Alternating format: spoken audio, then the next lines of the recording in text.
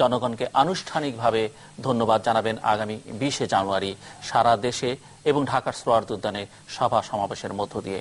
এর আগে দলের প্রতিষ্ঠাতা শহীদ রাষ্ট্রপতি জিয়াউর রহমানের জন্মদিন পালন করা হবে এবং 29 জানুয়ারি সারা দেশে তার ভাষায় শান্তিপূর্ণভাবে কালো পতাকা মিছিল করবেন। এবং তিনি ভবিষ্যতে কি ধরনের কর্মসূচি হবে সেটিও ঘোষণা করেছেন। অর্থাৎ তার কথা শুনে মনে হয়েছে যে একটি নির্বাচনী ইশতেহার ঘোষণা করবার সময় নির্বাচনকে সামনে রেখে যেভাবে একটা কর্মসূচি ঘোষণা করা হয়, তিনি সেভাবেই আগামী দিনে রাষ্ট্র ক্ষমতায় এলে তার দল কি করবে, তার সরকার কি করবে, তিনি কি করবেন সেরকম একটি কর্মসূচিও ঘোষণা করেছেন। এবং কোনো সহিংস পথে যাবেন না। জামাত সম্পর্কেও তিনি তার উত্তর দিয়েছেন যে জামাত একটি রাজনৈতিক দল, তারা অতীতেও বিভিন্ন রাজনৈতিক আন্দোলনে কর্মসূচিতে আওয়ামী লীগের সঙ্গে ছিল, জাতীয় পার্টিকে সহযোগিতা করেছে, এভাবে তিনি উত্তর দেবার চেষ্টা করেছেন। অনেক সময় সমালোচনা হয়েছে তাকে যে তিনি সাধারণত সংবাদ সম্মেলন করে নিজেই বক্তব্য দিয়ে চলে যান, কিন্তু গতকালই দেখা গেছে যে তিনি সংবাদ মাধ্যমের যারা ছিলেন সাংবাদিকরা তাদের প্রশ্নের উত্তর দিয়েছেন। এবং অনেক সময় আমাদের নেত্রীদের ক্ষেত্রে অভিযোগ হয় যে তাদের সংবাদ সম্মেলনে যেসব সাংবাদিকরা প্রশ্ন করেন তারা মোটামুটি নির্বাচিত এবং নিজের দলের লাইনে বা নিজের দলের সমর্থক সাংবাদিকরা প্রশ্ন করে থাকেন। কিন্তু কালকে দেখা গেছে যে ভিন্ন মতাবলম্বী অর্থাৎ সরকার সমর্থক সাংবাদিকরাও সেখানে প্রশ্ন করেছেন। যদিও তিনি আরো প্রশ্নের উত্তর হয়তো দিতেন, কিন্তু তার চারপাশে যারা ছিলেন না তাদের কারণে হয়তো শেষ পর্যন্ত তিনি আরো বেশি প্রশ্নের উত্তর দেননি। এই হচ্ছে দেশের সর্বশেষ অবস্থা।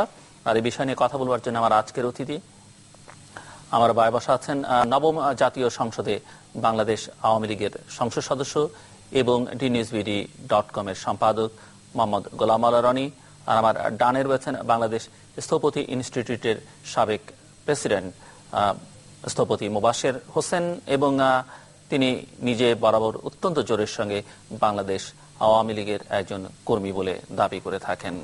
স্বাগত আপনাদের দুজনকে স্টুডিওতে। দর্শক অনেকেই সমালোচনা করতে পারেন যে কেন দুজন আওয়ামী লীগ নিয়ে আমি বসলাম। অনেক সময় এরকম অভিযোগ হয় যে দুজনই সরকার বিরোধী কেন নিয়ে বসলাম। আসলে পুরো আলোচনা মনোযোগ দিয়ে শুনলে হয়তো কেন তারা অতিথি, কেন তাদের নিয়ে বসা সেটি অনুধাবন অনেকেই করতে পারবেন। মিস্টার গোলাম মাওলা রনি এবং মিস্টার মোবাশের হাসান, আপনাদের দুজনকেই প্রথম প্রশ্ন যেটি করতে চাই যে কালকে বিএনপি চেয়ারপারসন 5 জানুয়ারি নির্বাচনের পরে প্রথম পাবলিকলি অ্যাড্রেস করলেন জনগণের উদ্দেশ্যে সাংবাদিকদের সামনে। কি মনে হলো ওনার কথাবার্তার মানে যে ধরনের কর্মসূচি দিলেন, রাজনৈতিক কর্মসূচি কিংবা আন্দোলনের কর্মসূচি, তাতে করে কি মনে হচ্ছে? কেউ কেউ মনে করছেন যে উনি কি ব্যাক আউট করলেন কিনা আন্দোলন থেকে, কারণ আন্দোলনকে যে জায়গায় নিয়ে গেছিলেন, যদিও সেটিকে অনেকে সহিংস আন্দোলন বলছিলেন, সেখান থেকে, কিংবা কেউ কেউ মনে করছেন যে হঠাৎ এত ইউটার্ন নিলেন কেন। আমার কাছে যেটা মনে হয়েছে যে উনি যখন কথা বলছিলেন ওনার বডি ল্যাঙ্গুয়েজ বোঝার আমি চেষ্টা করেছি। কারণ প্রত্যেকটা মানুষ যখন যে কাজকর্ম করে প্রত্যেকটা কাজের পেছনে তার একটা প্রেরণা থাকে, দেহে, শরীর এবং মনে। আপনি যত স্মার্ট হন না কেন, আপনি নিজের হতাশাকে কখনো কিন্তু চাপিয়ে রাখতে পারবেন না। বেগম জিয়ার অভিব্যক্তিতে, চেহারাতে আমার কাছে মনে হয়নি যে তিনি হতাশাগ্রস্ত, বরং তার ভিতর থেকে একটা স্মাইলিং ফেস বোঝা যাচ্ছিল, যে ভিতর থেকে একটা হাসি বের হয়ে আসছে। এবং এই হাসির কারণটা আমি খোঁজার চেষ্টা করলাম। আমি লক্ষ্য করলাম যে গত কয়েকদিন যাবৎ সমস্ত ইউরোপীয় ইউনিয়নের যে সমস্ত সদস্য রাষ্ট্রগুলো আছেন, যারা বাংলাদেশের রাজনীতিতে কখনোই কিন্তু আপনার সেভাবে হস্তক্ষেপ করেননি, যেমন কানাডার, যেমন আপনার মনে করেন ডেনমার্কের রাষ্ট্রদূত, কিংবা ধরুন সুইডিশ রাষ্ট্রদূত, কিংবা কানাডার রাষ্ট্রদূত যেটা প্যান প্যাসিফিকের, তারা কখনোই বাংলাদেশের রাজনীতিতে কখনো হস্তক্ষেপ করেনি। এই সকল রাষ্ট্রদূতেরা প্রথমত হেরিটেজ রেস্টুরেন্ট নামক একটা রেস্টুরেন্টে প্রায় 50 জন রাষ্ট্রদূত তাদের বিএনপি নেতৃবৃন্দের সঙ্গে মিটিং করলো। খুব গোপন মিটিং, একদম দীর্ঘক্ষণ মিটিং করলো, প্রায় 2.5 ঘন্টা 3 ঘন্টা মিটিং করলো। আচ্ছা, মিটিং করার পরে এরপরে আবার করলো কি, তারা পার্সন টু পার্সন এসে বেগম জিয়ার সঙ্গে আলাদা মিটিং করলেন। এবং ওই মিটিং এর পরে কিন্তু কেউ প্রেস ব্রিফিং করেনি, মানে বিএনপির পক্ষ থেকে করেনি এবং আপনার ওই রাষ্ট্রদূতদের পক্ষ থেকে করা হয়নি। এবং এরপরে যখন বেগম জিয়া এই সংবাদ সম্মেলনটা করলেন, এবং সংবাদ সম্মেলনে এতদিন যাবত, অর্থাৎ গত 5 বছর যাবত তাদের যে আন্দোলনের যে ভাষা, তাদের যে বক্তব্য, তাদের যে অভিব্যক্তি এবং তাদের যে চিন্তা চেতনা ছিল, সেটার থেকে সম্পূর্ণ রিভার্স। এই যে রিভার্স হয়ে গেল, এটার পেছনে নিঃসন্দেহে কোনো হেতু আছে। সেই হেতুটা হলো যে কোনো কারণে হোক, যে আমাদের 5 তারিখে যে নির্বাচনটা হলো, সেই নির্বাচন নিয়ে আমাদের যে বন্ধু রাষ্ট্র আছে সেই বন্ধু রাষ্ট্রগুলো দুটো ভাগ হয়ে গেছে। অর্থাৎ একটা ভাগে দেখা যাচ্ছে যে আমাদের সাউথ ইস্ট এশিয়াতে মায়ানমার বলেন, তারপরে আপনার ভুটান বলেন, এরপরে ইন্ডিয়া, এবং ক্ষেত্র বিশেষে আংশিক হলেও চীন, এরা একটা ব্লকে চলে গেছে। এবং এর সাথে অ্যাগেন্স্ট যে ব্লকটা পশ্চিমা বিশ্ব এবং আমেরিকান যারা তাদের লবি এবং মধ্যপ্রাচ্যের মিডিল ইস্ট কান্ট্রিগুলো, তারাও কিন্তু একটা জায়গাতে স্ট্যান্ডে চলে গেছে। এবং তারা যে নৈতিক বিষয়গুলো নিয়ে এতদিন বিএনপির সাথে দ্বন্দ্ব ছিল তাদের সাথে, সেটা হলো আন্দোলনের নামে সহিংসতা, এবং এখানে জামাতের মধ্যে যে জঙ্গিবাদ যেটিকে বলা হয়, যেটিকে মিলিটেন্সি, ইংরেজিতে যদি মিলিটেন্সি বলি, সেই জিনিসটা বাদ দেওয়ার ব্যাপারে তাদের দীর্ঘদিন একটা দাবি ছিল। তো সেই আলাপ আলোচনা আমার কাছে যেটা মনে হলো যে পশ্চিমা শক্তিগুলো বিএনপির সাথে আলোচনায় এবং বিএনপি নেত্রীর সাথে আলোচনায় আমার মনে হচ্ছে তারা একটা ঐক্যমত্যে পৌঁছে গেছে। সেই ঐক্যমত্যের প্রেক্ষাপটে কিন্তু আজকের এই যে সংবাদ সম্মেলনটা করা হলো, এবং এই সংবাদ সম্মেলনটা যেটা বলছে এটা একটা রাজনীতির একটা সুদূর প্রসারী পরিবর্তন বাংলাদেশে আসবে। কেন এতদিন আমরা বিএনপির আন্দোলন যে ঠেকিয়ে আসছিলাম সেটা কিন্তু আমাদের আইন শৃঙ্খলা রক্ষাকারী বাহিনীর সাহায্যে, অর্থাৎ তারা আন্দোলন করতো রাষ্ট্রযন্ত্রকে ব্যবহার করে। তো যখন তারা সহিংসতা করত কিংবা তারা যখন মিছিল মিটিং করতো, সেই মিছিল মিটিংয়ে পুলিশ, র্যাব, বিজিবি আমরা তাদেরকে ব্যবহার করে তাদেরকে ছত্রভঙ্গ করে দিতাম। কিন্তু এটা যখন শান্তিপূর্ণ হবে তখন তো আর আইনশৃঙ্খলা রক্ষাকারী বাহিনী ব্যবহার করা যাবে না। তখন আমাকে কি করতে হবে? আমাকে বিএনপি যে রাজনৈতিক কর্মপন্থা অবলম্বন করছে সেই কর্মপন্থা অবলম্বন করার জন্য আমাকে তার সাথে আরো শতগুণ ডাইনামিক, ইনোভেটিভ, অ্যাট্রাকটিভ এবং জনগণ যাতে সেই আন্দোলনকে সমর্থন দেয় এরকম পরিকল্পিত আন্দোলন আমাদেরকে করতে হবে সরকারি দলকে। এবং সেইটা করার জন্য আমি যেটা ভয় পাচ্ছি সেটি হলো গত 5টি বছরে আমরা যারা আন্দোলন করতাম, সংগ্রাম করতাম, এই সংগ্রামের চিন্তা চেতনায় বিত্ত বিলাস এবং বৈভবে এটা মিক্স আপ হয়ে গেছে। এটা আম দুধ মিশিয়ে যেমন এটা আলাদা করা যায় না, এটা আলাদা টেস্ট হয়ে যায়, তেমনি ক্ষমতার পাদপীঠে 5 বছর থেকে আমাদের মধ্যে যারা আন্দোলন করতো তাদের অনেকের তেল হয়েছে, অনেকের চর্বি হয়েছে, অনেকের অর্থ হয়েছে, অনেকের বিত্ত হয়েছে, অনেকের অহংকার হয়েছে, অনেকের উদ্যত ভাব এসছে, অনেকে রাজনীতি করার আকাঙ্ক্ষা হারিয়ে ফেলেছে, অনেকের বিদেশে গাড়ি হয়েছে, অনেকের বাড়ি হয়েছে, অনেকে বলছে আমার আর কিছু দরকার নেই। এই গেল একটা। আর এক গ্রুপ আছে যারা খুব মনে মনে হতাশ হয়ে গেছে যে আমার তো এত কিছু হলো না, ওর হলো কেন, এই দুঃখে সে অনুশোচনা করছে এবং কি করে তাকে দমন করা যায়, ও যদি একটা মিছিল নিয়ে আসে তার মিছিলটা যাতে মাঝপথ থেকে থামিয়ে দেওয়া যায় এরকম পরিবার পরিকল্পনা মানে পারিবারিকভাবে তারা অনেকে করছে। এবং আরো একটা ব্যাপার আছে যে এইবার এই 5 হাজারের নির্বাচন আপনি একটা জিনিস চিন্তা করুন, মানুষ যখন পরিশ্রম করে কোনো একটা জিনিস পায়, মানুষ যখন ইবাদত করে কোনো একটা জিনিস পায়, মানুষ যখন আকাঙ্ক্ষা করে কোনো একটা জিনিস পায়, তার সঙ্গে শ্রদ্ধা থাকে, স্নেহ থাকে, ভালোবাসা থাকে, মমত্ববোধ থাকে, এবং ওই জিনিসটি ধারণ করার জন্য, ওই জিনিসটা লালন করার জন্য একটা সর্বোচ্চ চেষ্টা থাকে। 5ই জানুয়ারি নির্বাচনে যারা নির্বাচিত হয়েছেন তারা অনাহুতভাবে, অনাকাঙ্ক্ষিতভাবে, বিনা পরিশ্রমে কেবলমাত্র দলীয় সভানেত্রী মাননীয় প্রধানমন্ত্রীর দয়া এবং করুণার বিনিময় এবং তার কৌশলের কারণে তারা নির্বাচিত হয়েছেন। তো এই পর্যায়ে যারা অযাচিতভাবে কোনো জিনিস পেয়ে যায় তাদের কাছে দুটো জিনিস থাকে।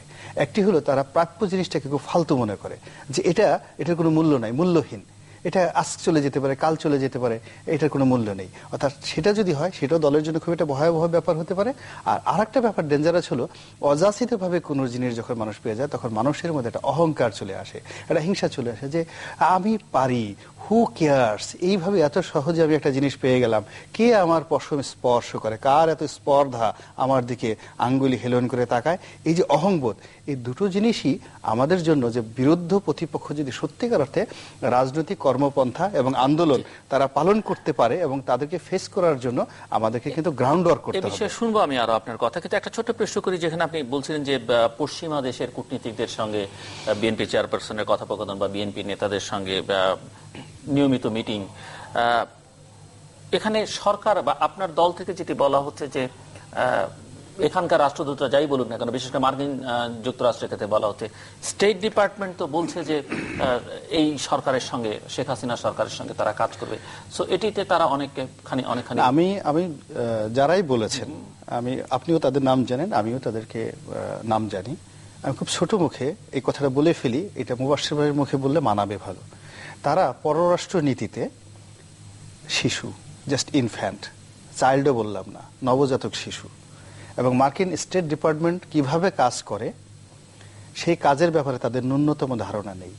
মার্কিন প্রশাসনের প্রত্যেকটা প্রশাসন যন্ত্র এবং তাদের যে রাষ্ট্রদূতগুলোর সঙ্গে যে কিভাবে ইন্টারকানেক্টিভিটি হয়, ওখানে টেলিপ্রিন্টারের মতো ওখানে যেই শব্দগুলো লিখে দেওয়া হয় ওই শব্দের বাইরে একটা অক্ষর উচ্চারণ করার ক্ষমতা মার্কিন রাষ্ট্রদূতের এখানে নেই।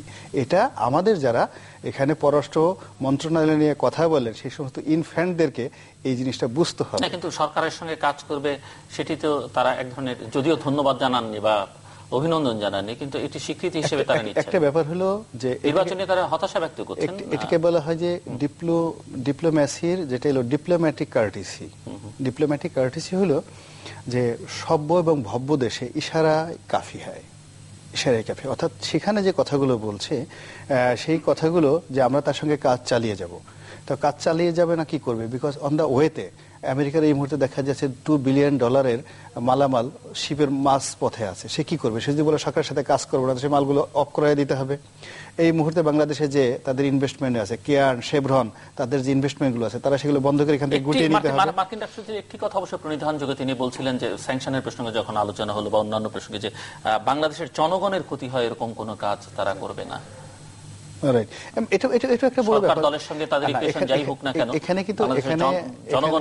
এখানে আমেরিকান পলিসি সম্পর্কে আমি যতটুকু বুঝি এবং যতটুকু স্টাডি করেছি দেখেছি, এটা হলো যে তারা দুটো কাজ করে। একটা হলো সরাসরি মিলিটারি ইন্টারভেনশন করে যেখানে তাদের সরাসরি স্বার্থ আছে, আর যেখানে তারা সরাসরি স্বার্থ নেই সেখানে তাদের আরো অনেক মেশিনারিজ আছে, সেই মেশিনারিজ গুলো তারা ধীরে ধীরে তারা ব্যবহার করে। এই গেল এক। 2 নম্বর হলো যে মার্কিন নীতিতে 1960 সনে অর্থাৎ জন এফ কেনেডি যদি একটা প্ল্যান নিয়ে থাকে যে এই বিষয়টা ভুটানের ব্যাপারে আমি অপমান বোধ করেছি, এটার প্রতিশোধ নিতে হবে, 60 সনে এই নথিটা পরিপূর্ণভাবে তার পরবর্তী যতদিন আমেরিকা বেঁচে থাকবে ততদিন অক্ষরে অক্ষরে সেটা প্রতিপালিত হবে, এবং যখনই সুযোগ পাবে তখনই আমেরিকান লোকগুলো সেটা করবে, মানে তারা সেটা প্রতিশোধ নেবে। কেননা তারা মনে করে প্রতিশোধ নেওয়াটা হলো আভিজাত্যের একটা লক্ষণ, ক্ষমা করাটা তার দুর্বলতার মনে করে। তা বাংলাদেশের ব্যাপারে যদি আমেরিকান প্রশাসন, আমেরিকান নীতি, আই ডোন্ট নো, যদি তারা মনে করে যে এই সরকারের ব্যাপারে, এই দেশের এই ব্যাপারে তারা বিরক্ত হয়েছে, আপনি অপেক্ষা করুন today or tomorrow or maybe day after tomorrow, তারা এটা অক্ষরে অক্ষরে প্রতিপালন করবে। মোবাশ্বের হোসেন, আপনিও শুনেছেন বিএনপি চেয়ারপারসনের প্রেস কনফারেন্স এবং তার কথোপকথন, যেটি তিনি সাংবাদিকদের প্রশ্নের উত্তরও বলেছেন, তার ব্রিফিংও বলেছেন যে তিনি মনে করেন তিনি, তার দল বা তাদের আন্দোলন জয়ী হয়েছে, যে কারণে তিনি কালকেও ধন্যবাদ জানিয়েছেন, 20 তারিখে আনুষ্ঠানিকভাবে সারা দেশে ধন্যবাদ জানাবেন। তার বক্তব্য হচ্ছে যে 5ই জানুয়ারি নির্বাচন জনগণ প্রত্যাখ্যান করেছে, বর্জন করেছে, এখন যে সরকার আছে সেটি লেজিটিমেট কোনো গভর্নমেন্ট না, এটি অবৈধ সরকার, এটি কোনো নির্বাচনের মধ্যে, তিনি বলছেন 5% মানুষ ভোট দিয়েছে, যেটিকে সরকার নির্বাচন কমিশন 40% দেখিয়েছে। আরো ইন্টারেস্টিং যে দিকগুলো যে আপনি লক্ষ্য করেছেন যে তিনি এই প্রেস ব্রিফিং এর আগে, 2 দিন আগে 18 দলীয় জোটের নেতাদের একটি বৈঠক করেছেন। আমার যতদূর মনে পড়ে বা আমি যতদূর টেলিভিশনে দেখেছি বা সংবাদপত্রে দেখেছি, সেখানে তার দলের কোনো নেতা ছিল না, তিনিই ছিলেন তার দল থেকে, এবং এর মধ্যে আমরা কোনো খবর জানি না যে তিনি তার দলের নেতাদের সঙ্গে কোনো বৈঠক করেছেন, এমনকি তার দলের স্ট্যান্ডিং কমিটির সঙ্গে তিনি বৈঠক করেছেন বলে জানা নেই। কালকের প্রেস ব্রিফিং এ তিনি ধর্ম বিষয়টাকে বা জামাতের বিষয়ে খুব গুরুত্বপূর্ণ বা ধর্মীয় ইস্যুগুলোকে, যেগুলো খুব সেনসিটিভ, সেরকম স্পর্শকাতর বক্তব্য কালকে দেননি। কিন্তু তিনি সংখ্যালঘুদের ব্যাপারে একাধিকবার কথা বলেছেন এবং ভবিষ্যতে ক্ষমতায় আসলে কি করবেন, তদন্ত করা, বিচার করা, সেটিও বলেছেন। এবং আন্তর্জাতিক সম্পর্কের ক্ষেত্রে তিনি বেশ জোরের সঙ্গে প্রতিবেশী দেশগুলো সহ সকল দেশের সঙ্গে সুসম্পর্ক, সেখানেও যেটি বলা হয় যে এক ধরনের ভারত বিদেশি বক্তব্য তার মুখ থেকে বেরোয় বা তার দলের নেতারা বল, সেরকম কোনো বক্তব্যের মধ্যে তিনি একেবারেই যাননি। সো আপনি কিভাবে দেখছেন যে তারা? প্রথমেই খালেদা জিয়ার বক্তব্যকে আমি ভীষণ রকম ওয়েলকাম করি, তবে আমি খুব খুশি হতাম যদি উনি যে চর্চাটা আমাদের ভিতরে নাই রাজনৈতিক দলের নেতা নেত্রীদের মধ্যে, ভুল স্বীকার করার অভ্যাস, উনি যদি একই সাথে বলতেন যে আমরা যে ঘেরাও এবং হরতাল করেছিলাম এবং সেখানে যে হত্যাকাণ্ড এবং ক্ষয়ক্ষতি হয়েছে সেটার দায়ভার আমি কিছুটা গ্রহণ করছি, কারণ আমার দল বা আমার নির্দেশে আমার কন্ট্রোলের বাইরে এই কাজগুলি হয়েছে।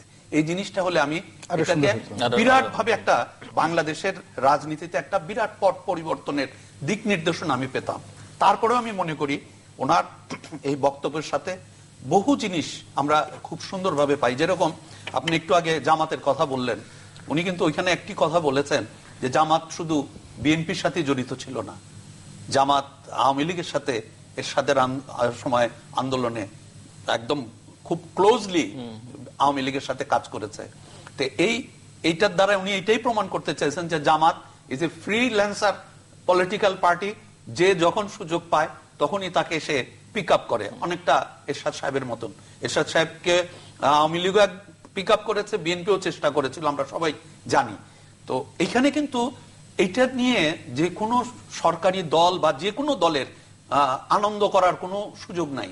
কারণটা হচ্ছে, আমি প্রতি জায়গাতে একটি কথা বলি যে প্রত্যেকবার যারা ইলেকশনে হারেন, আওয়ামী লীগ বা বিএনপি, হারার সময় ওনারা যে ভোটটি পান এটাই হলো ওনাদের আসল সলিড ভোট।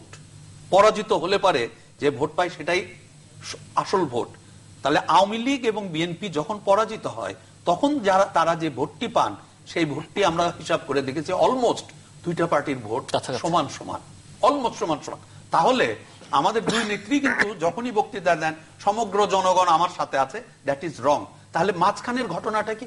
মাঝখানে একটি বিরাট সংখ্যক লোক রয়ে গেছে যারা সরকারের কাজের পর্যালোচনা করে ভোট দান করে থাকে। অর্থাৎ তারা কখনো আওয়ামী লীগকে ভোট দিচ্ছে, কখনো বিএনপিকে ভোট দিচ্ছে। কিন্তু এই তথ্যটা কখনো আমাদের এই দুইটি দল রিয়েলাইজ করার চেষ্টা করছে না।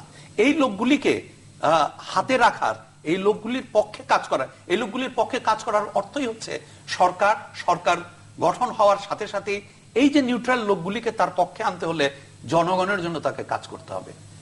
আওয়ামী লীগের যে কট্টর সমর্থক যারা আছেন তারা কিন্তু আওয়ামী লীগ যত খারাপ কাজই করুক তাদেরকে কিন্তু আপনি কিন্তু সরাতে পারবেন না। এটা কিন্তু হলো বাস্তব সত্য। বিএনপির বেলাও তাই। আমরা যদি এই রিয়েলাইজেশনটা এবার ডেভেলপ করতে পারি, এবং আমি মনে করি ইটস এ গুড স্টার্ট।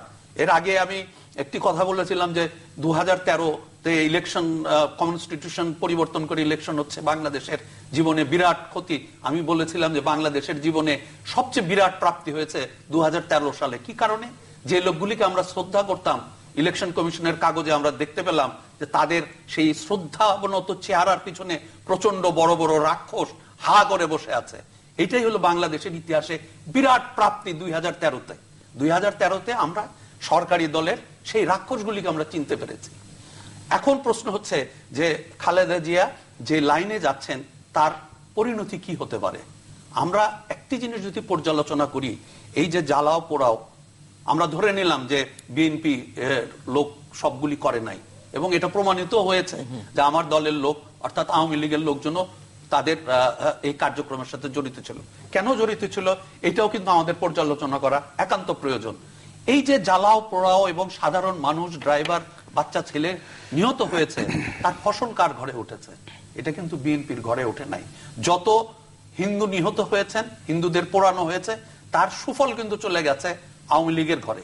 এবং আমি মনে করি সেই জিনিসটি খালেদা জিয়া রিয়েলাইজ করতে পেরেছেন যে জ্বালাও পোড়াও আমরা করেছি তার কিন্তু ফসল মানুষের সাপোর্ট, সাধারণ মানুষ, ওই যে কট্টর সাপোর্টারের পরিবর্তে যে আসল মাঝখানের যে সাপোর্টার, তারা কিন্তু এটা কোনোদিন কোনোভাবে গ্রহণ করতে রাজি না। উনি সেই জিনিসটি রিয়েলাইজ করতে পেরেছেন, এজন্য আমি ওনাকে অসম্ভব রকম ধন্যবাদ জানাই। এবং একই সাথে আমি মনে করি যে আওয়ামী লীগকেও এই পরিবর্তন আসতে হবে। কারণ এই যে হিন্দুদের কথা বলা হয়, আমার যতদূর মনে হয় আমাদের বাংলাদেশের একদম প্রথিতযশা ইকোনমিস্ট তার রিপোর্টে লিখেছেন যে 71 থেকে আজ পর্যন্ত এই সংখ্যালঘুদের সম্পদ দখল করেছে প্রায় 60% আওয়ামী লীগের লোকজন। এটি হলো বাস্তব ঘটনা। অর্থাৎ যে যাই করুক ফল কিন্তু পায় যার হাতে শক্তি বেশি। অর্থাৎ আপনার পাশের বাড়িতে মিস্টার এক্স হিন্দুদেরকে আঘাত করলো, কিন্তু যে এক্স এর চেয়ে যদি ওয়াই এর শক্তি বেশি হয় ওই প্রপার্টিটির মালিক কিন্তু ওয়াই হয়ে যায়। এটা কিন্তু বাস্তবে আমরা দেখেছি। তৃতীয় শক্তিকে দিয়ে আপনি উচ্ছেদ করলেন, কিন্তু প্রথম শক্তি ওইটার ভোগ দখল শুরু করলো। এই ঘটনাটি 71 থেকে কিন্তু বাংলাদেশের ইতিহাসে ঘটে গেছে। এই জায়গা থেকে যদি আমরা নিজেদেরকে বের করে আনতে চাই তাহলে আমাদের কতগুলি কাজ করতে হবে। এখন প্রশ্ন উঠছে যে ইলেকশন কি মিড টার্ম হবে না এটা 5 বছর চলবে, এটা নিয়েও কিন্তু প্রচন্ড একটা আলোচনা চলছে। আমি এটার একটা সহজ অঙ্ক আপনাদেরকে দেই, যে কনস্টিটিউশনের বাইরেই যদি 9 বছর সরকার চালানো যায় বাংলাদেশের বুকে, তাহলে সোকল কনস্টিটিউশনালি এই ইলেকশন হয়েছে, নৈতিকতার দিক থেকে it is not an election. তাহলে যে ইলেকশনে মাত্র সরকারি হিসাব অনুযায়ী মাত্র অ্যাবাউট 17% লোক তার ভোট কাস্ট করতে পেরেছে, সেই সরকার মিলিটারি গভর্নমেন্টের চেয়ে একটু বেটার, এটা আপনাকে স্বীকার করতেই হবে। 1.5 কোটি লোক তো অন্তত সাপোর্ট করছে, যেভাবেই হোক যে ভোট দিয়েছে, তা তারা চাইলে 5 বছর থাকতে পারে। এখন নৈতিকতার প্রশ্ন নিয়ে আছে। আমি এখানে এটাকে 2 ভাগে ভাগ করি। সাধারণ মানুষজন একটি কথা বলে যে 15ই আগস্টের হত্যা যজ্ঞের পর বাংলাদেশের আওয়ামী লীগের সাধারণ মানুষ কেউ এটার প্রতিবাদ করতে রাস্তায় বের হয় নাই। তাহলে কি আমার নেত্রী জনগণের উপরে প্রতিশোধ নেওয়ার জন্য এই ধরনের একটি ইলেকশন করেছেন? এটি একটি প্রশ্নবোধক চিহ্ন, যে জনগণকে আমি দেখে নেব। এই প্রশ্নবোধকটি কিন্তু আপনাদের সবাইকে বিবেচনা করতে হবে। আর যদি জননেত্রী চিন্তা করে থাকেন যে আমি যেভাবেই হোক পাওয়ারে গিয়েছি, আমি ভুল ত্রুটিগুলি শুধরে একটি সুন্দর ইলেকশনের মাধ্যমে জয়লাভ করে আসতে চাই, তাহলে তাকে কি করতে হবে? তাকে প্রথম কাজটি করতে হবে, এই যে গত 5 বছর মাঝে মাঝে আমাদের বক্তব্য কয়েকদিন ধরে আসতেছে নতুন সরকার, I don't think it is a new নতুন সরকার, এটা আগের সরকারের রিশাফল হয়েছে। এবং আমি একটি টক শোতে বলেছিলাম যে কনস্টিটিউশন যদি এককভাবে পরিবর্তন করা যায়, তাহলে 5 বছরের টার্মটাকে 10 বছর করে নিলে তো অন্তত খুনাখুনি মারামারিটা কমতো, অন্তত কনস্টিটিউশন আমরা যুদ্ধ করতাম। আসল ঘটনা কিন্তু তাই ঘটলো। আমার সেই 10 বছরের কথা একটুখানি টুইস্ট করে 10 বছর করা হলো। এখন নৈতিকতার দিক থেকে যদি দেশের কথা যদি চিন্তা করেন, নৈতিকতার কথা যদি চিন্তা করেন, অবশ্যই আওয়ামী লীগ হচ্ছে গ্রাসরুট থেকে উঠে আসা একটি রাজনৈতিক দল।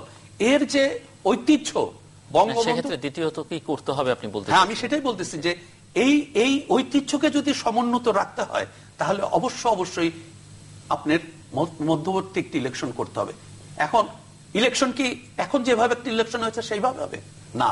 এই ইলেকশন করার আগে সবচেয়ে বড় কাজ, এবং সেটার দরজা কিন্তু বিএনপি উন্মুক্ত করেছে, সেই দরজাটি হচ্ছে যে আলোচনার মাধ্যমে স্থায়ীভাবে অল পার্টি অর্থাৎ সর্বদলীয়ভাবে গ্রহণযোগ্য কনস্টিটিউশন ইজ এ মাস্ট। সেই কনস্টিটিউশনের ভিতরে কি পদ্ধতিতে ইলেকশন হবে, ভবিষ্যতে কোনোদিন কোনো অবস্থায় যেন ইলেকশন নিয়ে ইলেকশনের পদ্ধতি আমাদের বেগম জিয়া কালকে বলেছেন যে এটি স্থায়ী সমাধান আমরা যেন নির্বাচন সংক্রান্ত আমরা যারা আমাদের বাংলাদেশের যে মেজরিটি সরাসরি দলকে সাপোর্ট করে না, কিন্তু যে ভালো কাজ করে তাকে সাপোর্ট করে, তাদের বক্তব্য কিন্তু এটাকে কিন্তু আমাদের বাস্তবায়ন করা। আসবো আবার আপনার কাছে।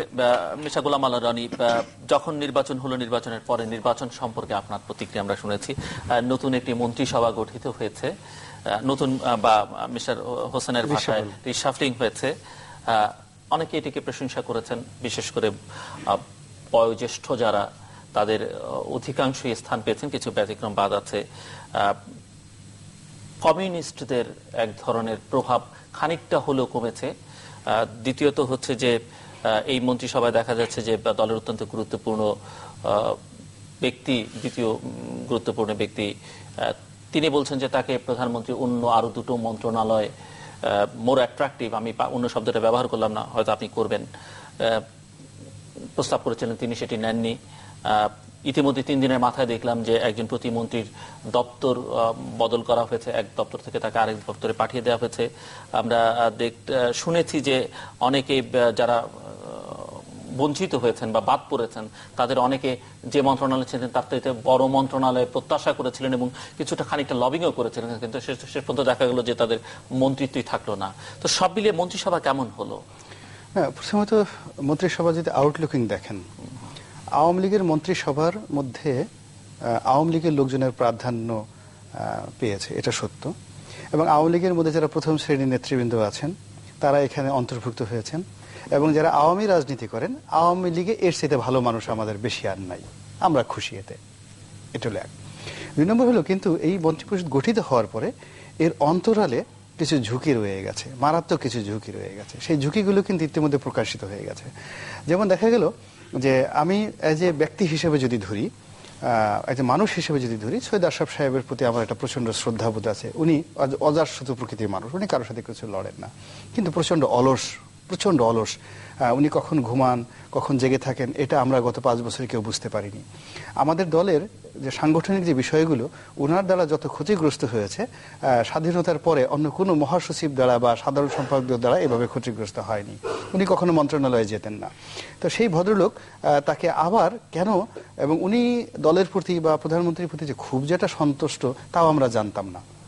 না, বিভিন্ন সময় আমি শুনেছি যে আপনজনদের কাছে বলেছে তিনি চলে যেতে চান, তিনি পদত্যাগ করতে চান, কিন্তু কি কারণে তিনি যাননি বা যেতে পারেনি সেটা তিনি ভালো জানেন বা তার ঊর্ধ্বতন কর্তৃপক্ষ জানেন। কিন্তু এইবার উনি আবার সেই একই পদে আসলেন। আসার পরে প্রথমে উনি বললেন যে মাননীয় প্রধানমন্ত্রী তাকে এর চাইতে আরো দুটো গুরুত্বপূর্ণ সেক্সি মন্ত্রণালয় দিতে চেয়েছেন। তো এই কথাটা শুনে আমার আসলে গা কাটা দিয়ে উঠছে। মূল কারণটা হলো যে এখানে দুটো প্রতিভাত বিষয় চলে আসছে, যে এই শব্দটি তিনি ব্যাখ্যা করেছেন যে একটিতে অনেক বেশি ট্রাভেল করবার সুযোগ আছে, আরেকটিতে মিডিয়া তার দিকে। উনি যাই বলুক না কেন, সেক্সি কথাটার অর্থ বলতে হলো যে আপনি এটা আসলে এই আপনার অনুষ্ঠানে ব্যাখ্যা করা যাবে না, হয়তো আমি মোগল হ্যারেম হলির আরো সুন্দর করে লিখে দিতে পারতাম আর কি। লিখবেন মনে হয়? হ্যাঁ, মনে হয় লিখবো। এখানে মূল ব্যাপারটা হলো এখানে ওনার আগে দুজন সম্মানিত ভদ্র মহিলা ছিলেন। একজন ডক্টর দীপুমণি ছিলেন পররাষ্ট্র মন্ত্রণালয়, আর একজন ছিলেন সাহারা খাতুন। দুজনই সম্মানিত মহিলা, দুটো মন্ত্রণালয়ে দুজন মহিলা ছিলেন। তো ওই মন্ত্রণালয়ে যদি মন্ত্রণালয়ের কর্ণধারকে উনি ইন্ডিকেট করে কথা বলে থাকেন, অত্যন্ত আপত্তিজনক, অত্যন্ত আপত্তিজনক এবং অত্যন্ত দুঃখজনক। আর ওই দুটো মন্ত্রণালয়ই আমাদের প্রশাসনের যারা মেধাবী মেয়েরা চাকরি করছে, ক্যাডার ভিত্তিক চাকরি করছে, পররাষ্ট্র মন্ত্রণালয় one of the best brilliant যারা ওম্যান গার্ল তারা কিন্তু চাকরি করছে। তারা দেখতে সুন্দরী, অভিজাত পরিবারে, অত্যন্ত মেধাবী। এবং আমাদের ওখানে পুলিশ আছে, র্যাব আছে। র্যাব এবং পুলিশে যে সমস্ত মনে করে মেয়েরা যাচ্ছে তারাও অভিজাত পরিবার থেকে ট্রেন আপ এবং অত্যন্ত they are representing very very good family. এখন উনি যদি ওই জায়গাতেও ইন্ডিকেট করে থাকেন তাহলে অত্যন্ত দুঃখজনক যে একটা মন্ত্রী সে ওই মন্ত্রণালয়ের পিতার মতো, জাস্ট লাইক এ ফাদার, তা পিতার মতো যদি মনে হয়ে তার কন্যার দিকে সেইভাবে ইন্ডিকেট করে কথা বলেন, এটা অত্যন্ত আপত্তিকর। আর তিনি যদি তার উত্তরসূরিকে অর্থাৎ তার পূর্বসূরিকে তো যদি ইন্ডিকেট করে থাকেন, এটা অত্যন্ত অশ্রদ্ধাজনক একটা বক্তব্য। এর বাইরে অনেক শব্দ হতে পারে, কিন্তু সেক্সি, আপনি যদি সেক্সি শব্দটা ব্যবহার করেন, আমি আপনার এই অনুষ্ঠানে আসার আগে আমি ইন্ডিকেশন দিয়ে আসলাম আমি সেক্সি কথাটার ব্যাখ্যা করব।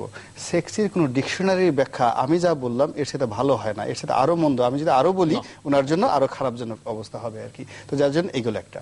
আর দ্বিতীয় যে ব্যাপারটা হলো যে বিভিন্ন সময় সরকারের মধ্যে কিন্তু ইন্টারনাল কিছু কিছু কনফ্লিক্ট প্রত্যেকটা দলে বা সরকারের মধ্যে থাকে, কিন্তু এইবার প্রথম 2-3 দিনের মধ্যেই কিন্তু এই জিনিসগুলো ধরা পড়েছে। উনি আমাদের একজন সম্মানিত মন্ত্রী, যিনি আসলে পদাধিকার বলে দলের সাধারণ সম্পাদক হওয়ার কথা আমরা দীর্ঘদিন যাবত শুনছিলাম, তিনি জনাব ওবায়দুল কাদের সাহেব। এবং যে কোনো কারণেই হোক না কেন তার মন্ত্রণালয় আবুল হোসেন সাহেব চলে যাওয়ার পরে বেশ ভালো করেছে। এবং রাস্তাঘাট আপনি গিয়ে দেখেন, রোডস এন্ড হাইওয়েসের প্রত্যেকটা রাস্তার তেলে। এবং তাকে নিয়ে অনেক সমালোচনা যারা আছে যে উনি ফাটাকেষ্ট হতে চান, উনি নায়ক হতে চান, কিন্তু ইচ্ছা করলে কিন্তু কেউ ফাটাকেষ্ট নায়ক হতে পারে না। দুপুর 12টা পর্যন্ত ঘুমিয়ে কেউ ফাটাকেষ্ট হতে পারে না। যদি সকাল 9টার সময় আপনাকে কাশপুর ব্রিজ পার হয়ে একটা রাস্তা দেখতে যেতে হয়, আপনাকে ভোর 4টার সময় উঠতে হবে, ভোর 4টার সময়। এই কাজটা ওবায়দুল কাদের সাহেব করেছেন। তো এই কাজটার সমালোচনা করে জনাব সৈয়দ আশরাফ সাহেব বলেছেন যে ওইরকম ব্রিজ কালভার্ট আমিও পারি, আমিও এরকম যদি মিডিয়ার এরকম তামসা দেখানোর আমার কোনো ইচ্ছা থাকতো তাহলে আমিও করে পারতাম। ওনার একজন সাকসেসফুল সহকর্মী সম্পর্কে উনি একেবারে প্রথম দিনে এইরকম কথাবার্তা বলবেন, এটা আমার কাছে একটা অর্শনীয় সংকেত বলে মনে হয়। দিস ইজ 1 এবং 2 গেল একজন ব্যক্তি বিশেষে। আর একটা ব্যাপার হলো যে আগের সরকারে যারা ছিলেন তারা গ্রাম থেকে আসছেন, সাধারণ মানুষ। বলতে গেলে জননেত্রী শেখ হাসিনা দয়া করে তাদেরকে বানিয়েছেন, তাদেরকে মানুষ বানানোর চেষ্টা করেছেন। এবং তিনি খুব গর্ব করে বলতেন যে আমার মন্ত্রীরা হয়তো স্মার্ট না, কিন্তু তারা সৎ, দে আর অনেস্ট। এবং কিরকম সততা তারা দেখেছেন ওটা মোবাশ্বের ভাই যেটা বলেছে শেষের দিকে। কিন্তু আমি যে কথাটা বলতে চাই, প্রথম 2 বছর কিন্তু তারা অনেস্ট ছিলেন। প্রথম 2 বছরের মধ্যে আমরা কিন্তু কোনো মন্ত্রণালয় সম্পর্কে কোনো বাজে কথা আমি অন্ততপক্ষে শুনি নাই। আমি শুনলে হয়তো আমি বলতাম আর কি ঘটনা। কিন্তু এখন যারা আসছেন তারা মাস্টার ফর অল। তারা যদি ভালো কাজ করতে চান, নিঃসন্দেহে জননেত্রী শেখ হাসিনার এই সময়টাকে স্বর্ণোজ্জ্বল গৌরবময় করার জন্য তারা করে দিতে পারবেন। আর তারা যদি এই জননেত্রী শেখ হাসিনাকে ডুবাতে চান, তাহলে ওই আগের সরকারের আমলে যে সমস্ত মন্ত্রীরা 2 বছরে যা করেছেন, এই বর্তমান ক্যাবিনেটের এরকম লোক আছে যারা 2 দিনে ওইটার 12টা বাজায় দিতে পারেন এবং কেউ টেরই পাবে না 2 দিনে তারা কি করেছেন। এখন আপনার প্রশ্ন আসছেন যে তারা কি ভালো কাজটি করবেন না মন্দ কাজটি করবেন, এটা একটা প্রশ্ন আসতে পারে। এখানে আমার একটা সন্দেহ হয়, আমার একটা ভয় হয়, বিকজ প্রত্যেকটা জিনিসে কিন্তু একটা আপনার নির্ভর করে রিলেশনসের উপরে। আপনার সাথে আমার সাথে দীর্ঘদিন একটা সৌহার্দ্যপূর্ণ পারিবারিক পরিবেশ। আমি আপনার বিরুদ্ধে একটা কাজ করতে গিয়ে 100 বার চিন্তা করব, ভাবির কথা চিন্তা করব, বাচ্চাদের কথা চিন্তা করব। আপনার বাচ্চার জন্মদিন আমি এসছি, আমি খাবার খেয়েছি, আমি চিন্তা করব। কিন্তু 5টি বছর 10টি বছর যাবত আপনি শুধু আমাকে বাসই দিয়েছেন, বাস দিতে দিতে দিতে দিতে আমি সকাল একবার পানি খাই, বিকেল একবার মধু খাই, রাতে গিয়ে আবার দেখা যাচ্ছে চা খাই, এরপর ঘুমের ট্যাবলেটকে আমাকে ঘুমাতে হয়। হঠাৎ করে অলনে ছাড়েন, আপনি আমাকে ধরে নিয়ে আসছেন, এনে আমাকে একটা ভালো জায়গায় বসিয়েছেন। তো আমার চেষ্টা করবে কি, দাঁড়াও, তুমি আমাকে এত কষ্ট দিয়েছো, এবার দেখি তোমাকে বুঝাবো কত ধানে কত চাল, how many rice how many paddy. তো এই যে জিনিসগুলো আছে, অর্থাৎ যারা মন্ত্রী হয়েছেন তারা মন্ত্রী হওয়ার জন্য হাহুতাশ। কতজনে যে আপনার জ্যোতিষ বাবার কাছে গেছে, কতজনে যে আংটি বদল করছে, কতজনে পাথর পরে আসছে, একদিন হয়তো হলুদ পাথর পরে আসছে, এটা বলছে যে এটা কাজ হবে না, তুমি কৃষ্ণ পাথর পরো।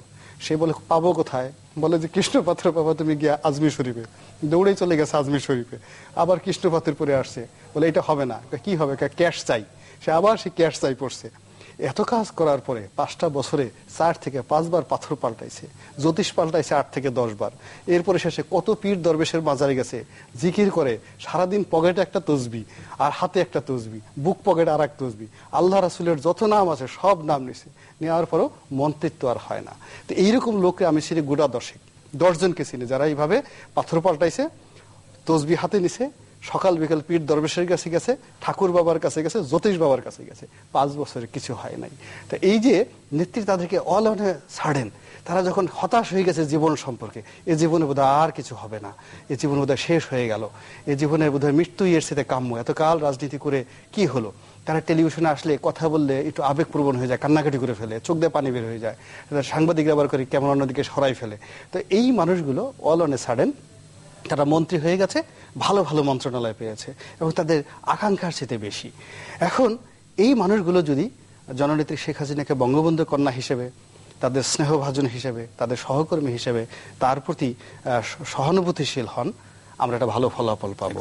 আর যদি তারা ওই আগের যে বেদনা, আগের যে কষ্ট, আগের সেই বিষয়গুলো নিয়ে যদি তারা মনে করেন, তাহলে এই সরকারের মধ্যে প্যাঁচ লাগবে। কিভাবে প্যাঁচ লাগবে? আপনি দেখবেন যে ওই লাইলন সুতা যেভাবে প্যাঁচ লাগে ওইভাবে প্যাঁচ লেগে যায়, কিংবা দেখবেন যে পেটের মধ্যে নাড়ি ভুঁড়িতে প্যাঁচ লেগে যায়, খুব দুরন্ত অ্যাক্সিডেন্ট করলে কিন্তু পেটের মধ্যে নাড়ি ভুঁড়িতে প্যাঁচ লেগে যায়। তবে ইন্টারনাল নিজেদের মধ্যে সেটি ক্লাশ লেগে যাবে, এবং সেই ক্লাশের মধ্যে একবার যদি এত বড় একটা দল পড়ে যায়, ওর থেকে কিন্তু রক্ষা পাওয়াটা আসলে খুবই একটা কঠিন বিষয়। এখন এখানে দেখবেন যে অনেকে খুব বগল বাজাচ্ছে যে আমরা 5 বছর থাকবো, অনেকে বলতেছে না আমরা রাবণ হতে পারবো না, আমরা রাবণ হতে পারবো না, সুযোগ পেয়েছি, আমি লঙ্কা গেছি, বেশ ভালো কথা, লঙ্কা চলে গেছি, লঙ্কা গেলেই আমাকে রাবণ হতে হবে নাকি? 5 বছর হবে না, মধ্যবর্তী নির্বাচন হবে। আমাদের সুরঞ্জিত দা ক্যাবিনেট গঠন করার আগে সংবিধানের কত কত ধারা অনুযায়ী এই সরকার বৈধ এবং এই নির্বাচন হয়েছে এবং মন্ত্রিপরিষদ শপথ নিতে পারে, সে এমনভাবে বললেন, ব্যারিস্টার রফিক চুপ হয়ে গেলেন সাথে সাথে।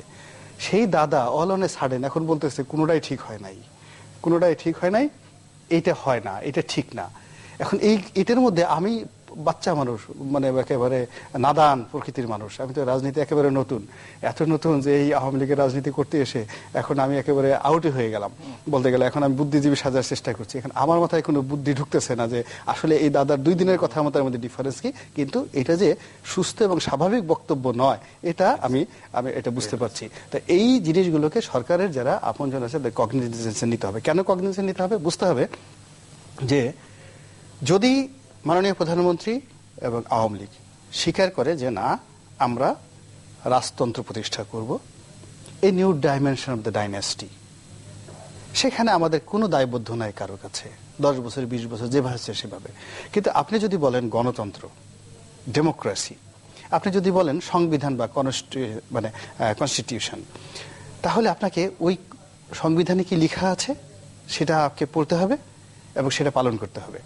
আর জনগণের চোখ কি বলে, আত্মা কি বলে, ঠোঁট কি বলে, 3টা মিলাতে হবে। কেননা আপনার সামনে যখন জনগণ আসবে তখন ভয়ে আপনি যা বলবেন তাই সে মুখ দিয়ে বলবে, কিন্তু ওর আত্মায় কি বলে এটা আপনাকে বুঝতে হবে, বিকজ আপনি তাদের রুলার। আপনার চোখ কি বলে, আপনার ভ্রু কি বলে, আপনার কপাল কি বলে, আপনার বডি ল্যাঙ্গুয়েজ কি বলে, সেটা একজন শাসকের বোঝাটা কর্তব্য। আমি যতটুকু বুঝেছি সেটি হলো প্রত্যেকটা মানুষের মধ্যে একটা হতাশা। আমাদের চাল ডালের অভাব নাই, আমাদের বিদ্যুতের অভাব নাই, আমাদের শিশু স্বাস্থ্যের কোনো সমস্যা নেই, মানে যে সূচকগুলো একটা মানুষের দৈনন্দিন জীবনে দরকার, জননেত্রী শেখ হাসিনা গত 5টি বছরে আমাদের সুখের সেই অনেকগুলো বিষয়গুলো কিন্তু মোটামুটি একটা সহনীয় অবস্থায় নিয়ে আসছেন ইন্টারন্যাশনাল স্ট্যান্ডার্ডের জায়গাতে। এই অভাবগুলো পূর্ণ করার পর মানুষের সবচেয়ে প্রাইম দরকার হলো সে তার কথা বলার স্বাধীনতা, তার নিশ্চিন্তে চিন্তা করার স্বাধীনতা, এবং সে নিজেকে একজন স্বাধীন মানুষ হিসেবে প্রতিষ্ঠা করতে চায়। ওই জায়গাটাতে কিন্তু এখন মানুষ আঘাতপ্রাপ্ত হচ্ছে। তো আঘাতপ্রাপ্ত হয়ে প্রত্যেকটা মানুষ ভয় পাচ্ছে, প্রত্যেকটা মানুষ জোরে জোরে নিঃশ্বাস ছাড়ছে। সেই নিঃশ্বাসের জায়গাটাতে 5 তারিখে যে নির্বাচনটা হলো, এটা যদি আপনি গণতান্ত্রিক দল হিসেবে আপনাকে পরিচয় করেন, তাহলে এইটা হলো আপনার মাথার উপর একটা বোঝা, এত বড় ভারী বোঝা যে একটি সন্তান পিতার কাছে, বৃদ্ধ পিতার কাছে, মৃত্যু পথযাত্রী পিতা, তার কাছে একটা একমাত্র উপার্জনক্ষম সন্তান, যুবক সন্তান, 1 সপ্তাহ আগে বিয়ে করেছে, এরকম একটা সন্তান যখন মারা যায়, ওই লাশটা যখন ওই পিতা কোলে করে নিয়ে যায়, ওই পিতার কাছে যতটা দুর্বোধ্য হয়, যতটা ভার বহনে পিতাটা অক্ষম হয়ে যায়, তেমনি আওয়ামী লীগের মতো একটা গণতান্ত্রিক দলের একটা অগণতান্ত্রিক নির্বাচনের দায় মাথায় করে বহন করা তার সাথে কম কষ্টকর বিষয় না। এটা যত বেশি সময় নেবে তত বেশি আওয়ামী লীগের জন্য কষ্টের বোঝা বাড়বে, বই কমবে না। মুবাশির হোসেন, অনেক সময় আমরা শুনি যে 2 শীর্ষ নেত্রী তারা প্রচন্ড ক্ষমতাবান, বাংলাদেশে সবচেয়ে ক্ষমতাবান 2জন মানুষ, আবার সবচেয়ে অসহায় মানুষও তারা 2জন, এবং তারা চাইলে অনেক কিছু করতে পারেন না বা তাদেরকে ভালো অনেক কিছু করতে দেয়া হয় না। আমরা যদি যেমন বেগম জিয়ার ক্ষেত্রে বলা হয় তিনি একটু আনকম্প্রোমাইজিং, একটু শেখ হাসিনা একদিকে যেমন সফট, সবার সঙ্গে মেলামেশা করেন, বেগম জিয়া খানিকটা রিজার্ভ এবং একটু কঠোরও কোনো কোনো ক্ষেত্রে। এবং যার লক্ষণ কি মনে হয় যে কালকে যে প্রেস কনফারেন্স করলেন বা 5ই জানুয়ারির পরে তাকে আমরা দেখছি যে তিনি দলের নেতাদের সঙ্গে সেই অর্থে কোনো ধরনের ইন্টারাকশন করছেন না, হয়তো করলে আমরা জানি না, দৃশ্যত কোনো কিছু করেন না, বা তার অত্যন্ত স্নেহাস্পদ পুত্র যিনি লন্ডনে আছেন, তার যে ধরনের ভিডিও বার্তা আমরা দেখেছি, বেগম জিয়ার বক্তৃতা গতকালকের, তার কর্মসূচি, কোনো কিছু কিন্তু তার সঙ্গে সঙ্গতিপূর্ণ নয়, একেবারেই নয়। তো সেখান থেকে তিনি কি বেরিয়ে আসলেন কিনা, এটি আপনার কাছে আমার প্রশ্ন। এবং সেই সঙ্গে প্রশ্ন যেটি আপনি বলছেন, কিছুটা পরোক্ষভাবে গোলাম আল্লাহ রনিও বলছেন, যে শেখ হাসিনা যদি গণতন্ত্রের কথা বলেন, যদি এই নির্বাচনের বৈধতা বা নৈতিক দিকটা বিবেচনা করেন, তিনি হয়তো আরেকটি মধ্যবর্তী নির্বাচন বা এটি সমঝোতার পথে হাঁটতে পারেন, কিন্তু তিনি কি আসলে পারবেন কিনা? কেননা বেগম জিয়ার যে সুবিধাজনক অবস্থান, যে তার সুবিধাজনক অবস্থান হচ্ছে তার সঙ্গে কেউ এখন, তার কাছ থেকে এখন কারো প্রাপ্তি কিছু নেই, সবাই হয়তো ভবিষ্যতে পাওয়ার আশা করছে, এবং তারা অলরেডি 7-8 বছরের একটা গ্যাপ অনেকেরই আছে, অনেকের হয়তো আরো দীর্ঘ আছে না পাওয়ার বেদনা।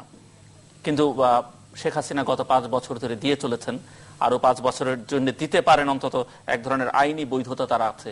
সেক্ষেত্রে তিনি ওই কাজ করতে পারবেন কিনা, ওই ঝুঁকি নিতে পারবেন কিনা, বা তার যারা চারপাশে আছে তারা সেই ঝুঁকি নিতে তাকে দেবে কিনা? আমি আপনাকে 2টা প্রশ্নের 2টা ভাগে আমি উত্তর দেই। বহুদিন আগে লন্ডনে একটা রেডিও ইন্টারভিউতে আমাকে জিজ্ঞেস করা হয়েছিল যে আপনাদের 2 নেত্রী সম্পর্কে আপনার ওপিনিয়ন কি।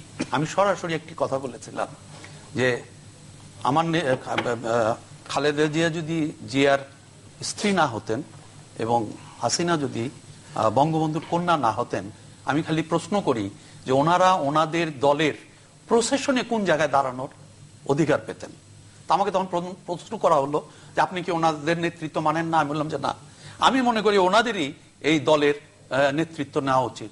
আমাকে বলতেছে তো আপনি কন্ট্রাডিক্টরি কথা বললেন। আমি বললাম যে আমাদের এই সাবকন্টিনেন্ট পীরিজমে বিশ্বাস করে, পীরের ছেলেকে পীর হতে হবে, বাইরের কারো পীর হওয়া হবে না। সেটা আপনি পাকিস্তানে দেখেন, শ্রীলঙ্কায় দেখেন, ভারতবর্ষে দেখেন, বাংলাদেশেও দেখেন। যদি না হয় তাহলে কি হতে পারে সেটারও এক্সাম্পল আমি দিলাম। যে তাকান পাকিস্তানের দিকে, কায়েদ আজমের কোনো ছেলে মেয়ে ছিল না। আমার জানা মতে এই মুহূর্তে প্রায় 31টি মুসলিম লীগ। তো বঙ্গবন্ধুর কন্যা যদি দায়িত্ব না নিতেন, খালেদা জিয়া যদি দায়িত্ব না নিতেন বা জোর করে তাদের 2জনকে না দেওয়া হতো, তাহলে কিন্তু আওয়ামী লীগ বিএনপি এরকম 30-35টি অংশে বিভক্ত হতো। এখন প্রশ্ন হচ্ছে যে ওনারা তাহলে রাজনীতি সম্পর্কে কিছুই জানেন না, তাহলে দেশ চালাবেন কিভাবে? সেটারও আমার কাছে একটা এক্সাম্পল আছে। আকবর কত বছর বয়সে ভারতবর্ষ রুল করেছিল? এম্পারার দ্য গ্রেট বলা হয়, till today emperor the great. অর্থাৎ বয়স এবং জ্ঞান এক জিনিস না, এই দুটা কোনো সঠিক কাজে বাধা হতে পারে না যদি এই ruler is surrounded by jewels, জ্ঞানী লোক দ্বারা যদি পরিবেষ্টিত থাকে। তা Akbar was surrounded by 9 jewels আর আমার এই দুই নেত্রী surrounded by nines dot dot dot, আমি আর বলতে চাই না। এই যে পার্থক্য, এই পার্থক্যটা যদি ওনারা ওভারকাম করতে পারতেন, তাহলে কিন্তু বাংলাদেশকে সত্যিকার অর্থেই সোনার বাংলা করা সম্ভব ছিল। এই কারণে ছিল যে পৃথিবীর কোন দেশে একটি ভাষা, একটি কালচার এবং দেশের এই মাথা থেকে ও মাথা পর্যন্ত আত্মীয়তার বন্ধন পৃথিবীর কোন রাষ্ট্রে আছে বলে আমার জানা নাই। অর্থাৎ এক জায়গায় আপনি চাপ দিলে পারে, এক জায়গায় খুশি করতে পারলে সেই খুশির ঢেউটা কিন্তু টেকনাফ থেকে তেঁতুলিয়া পর্যন্ত চলে যায়। আমরা এটা পারি নাই কি কারণে?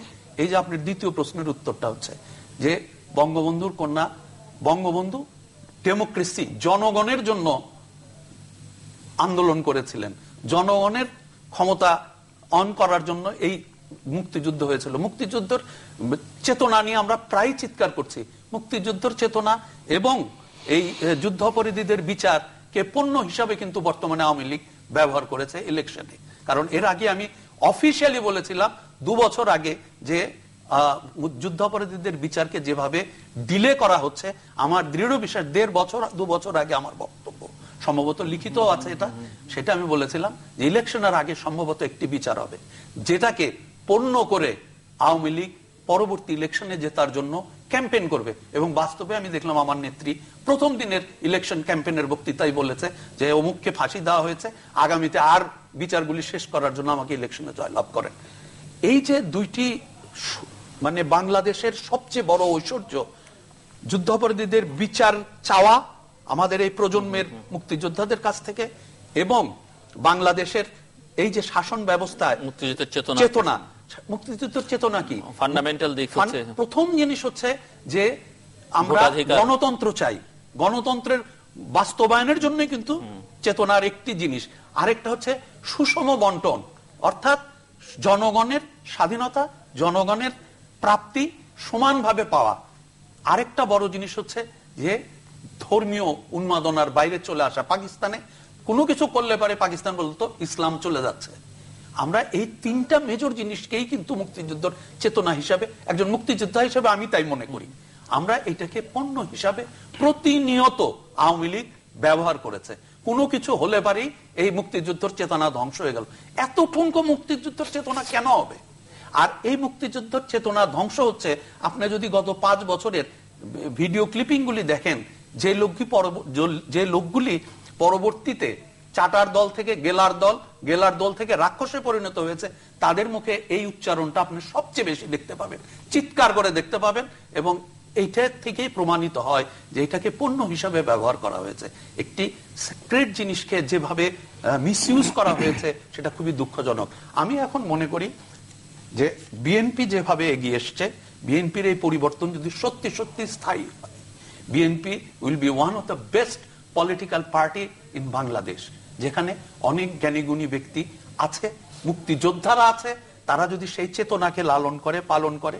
আর এই জামাতের কথা বারবার আসছে, জামাত সবগুলি দলের সাথে কখনো না কখনো, জামাত হচ্ছে একটি পরগাছা, এবং জামাতকে আমি কখনোই একটি শক্তি হিসাবে মনে করি না। ইসলামের কথা বলে পাকিস্তান, ইসলাম করে পাকিস্তান টিকে আছে, সেই পাকিস্তানে আপনি জামাত কয়টা ভোট পায় সেটি আপনি পর্যালোচনা করলেই বুঝতে পারবেন যে Jamaat is not a strength. জামাতকে আমরা প্রতিহত করতে পারি না কেন, সেইটা আপনাকে প্রথম বের করতে হবে। প্রতিহত করতে পারি না এই জন্য এই ইয়ং জেনারেশন হচ্ছে প্রতিহত করার সবচেয়ে বড় শক্তি। জামাতের ভিতরে তাদের আইডিওলজি রয়েছে, সেই আইডিওলজি থেকে কিন্তু জামাতের ইয়ং জেনারেশনকে আপনি সরায় আনতে পারেন নাই। Ideology is wrong, but they believe in that ideology. আর আওয়ামী লীগের আইডিওলজি যা ছিল, বঙ্গবন্ধু যে আইডিওলজি দিয়ে গেছিল, সেই জায়গা স্থান করে নিয়েছে টেন্ডারবাজি, চাকুরি দেওয়া। আপনি ওই আইডিওলজির সাথে টেন্ডারবাজিদেরকে সম্পৃক্ত করে যুদ্ধ করায় পরাজিত করবেন, এটা কোনো যে প্রশ্নটা করছিলাম যে প্রধানমন্ত্রী চাইলেই পারবেন কিনা। হ্যাঁ, এখন আমার প্রশ্ন হচ্ছে যে আমি এর আগেও একদিন বলেছি যে প্রধানমন্ত্রী যদি সত্যি সত্যি এই মিড টার্ম ইলেকশন করে আওয়ামী লীগের এই কালো কালিমাটা যদি দূর করতে চান, তাহলে আমার অনুরোধ থাকবে প্রধানমন্ত্রীর কাছে যে তার সিকিউরিটির ব্যবস্থা যেন আরো স্ট্রং করা হয়। কারণ তার চারপাশে যে রাক্ষসরা রয়েছে, তারা কোনো অবস্থাতেই তাকে এই মিড টার্ম ইলেকশন করতে দেবে না। এই 300 এমপি মাত্র 17% ভোট বাংলাদেশের মানুষ দিতে পেরেছে, তারা এই জায়গা থেকে বের হতে চাবে না। বঙ্গবন্ধুর পাশে মাত্র একজন খন্দকার মোস্তাক ছিল।